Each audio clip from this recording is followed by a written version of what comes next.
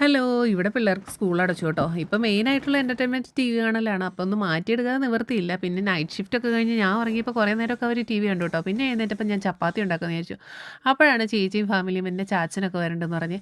അപ്പം ഞങ്ങൾക്ക് നല്ല ചൂട് പിടിച്ചു. പെട്ടെന്ന് തന്നെ ഉണ്ടാക്കാന്ന് വിചാരിച്ചു. ഞാൻ വേഗം ചപ്പാത്തി മാവൊക്കെ കുഴച്ചു.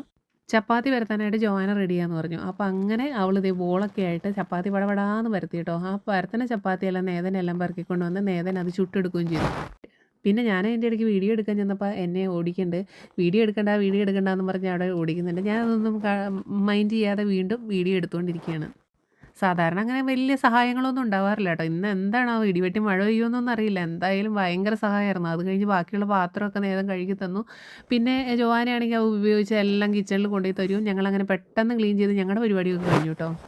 അപ്പോൾ ഇത്രയൊക്കെ ജോലി ചെയ്തിട്ട് അവർക്ക് പ്രതിഫലമായിട്ട് പ്രത്യേകിച്ചൊന്നും വേണ്ട കേട്ടോ. ആകെ ഒരു ചപ്പാത്തിയുടെ ആ ബോളുണ്ടല്ലോ അത് കൊടുത്താൽ മതി. അതിൽ പിന്നെ കുറേ കളർ മിക്സ് ചെയ്ത് അവർക്ക് ഷേപ്പ് ഉണ്ടാക്കുകയും ക്ലേ